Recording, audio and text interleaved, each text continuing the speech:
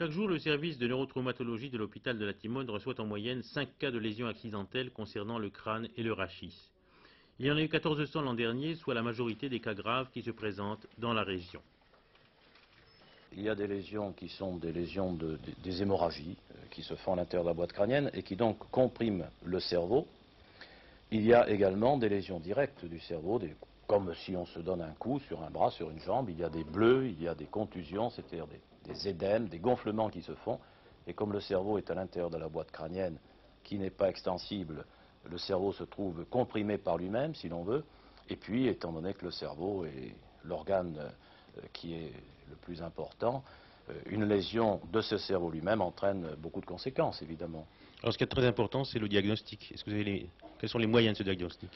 Le diagnostic, il y a eu bien sûr l'examen clinique qui reste très valable. Il faut d'abord examiner un blessé lorsqu'il arrive. Mais nous avons maintenant, après avoir eu l'artéographie, qui nous a beaucoup aidé à l'époque, nous avons maintenant un appareillage qui est vraiment excellent pour nous. C'est ce qu'on appelle le scanner, ce qu'on appelle parfois la tomodensitométrie ou d'autres noms, tomographie computérisée.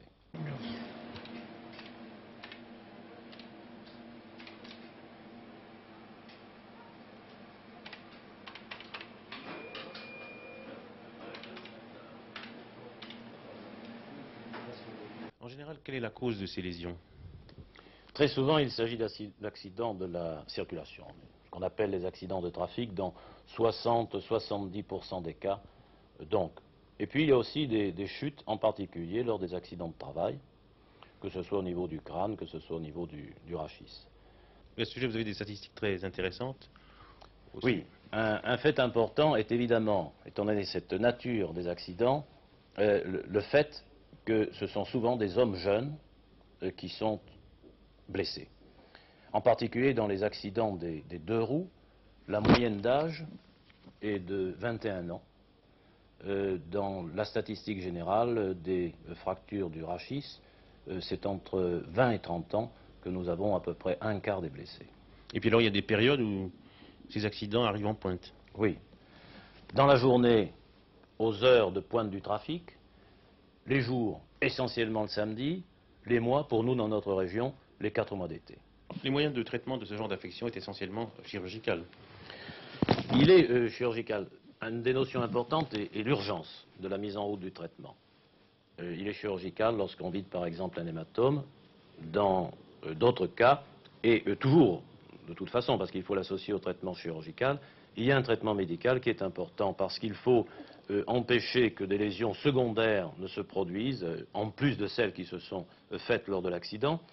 Et il faut souvent aussi maintenir l'équilibre du corps parce que les commandes centrales n'existent plus puisque c'est le cerveau qui est lésé. Quelle est la proportion de mortalité dans ces accidents?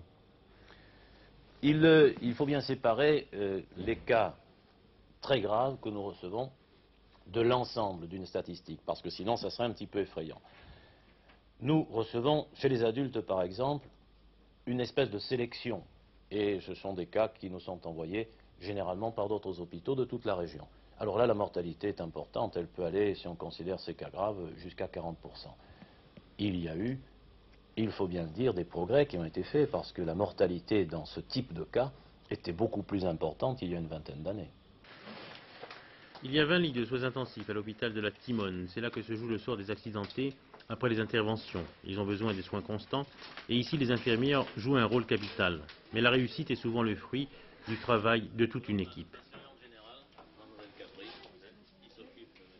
Il faut dire que très souvent, il y a toute une équipe qui est investie dans ce traitement.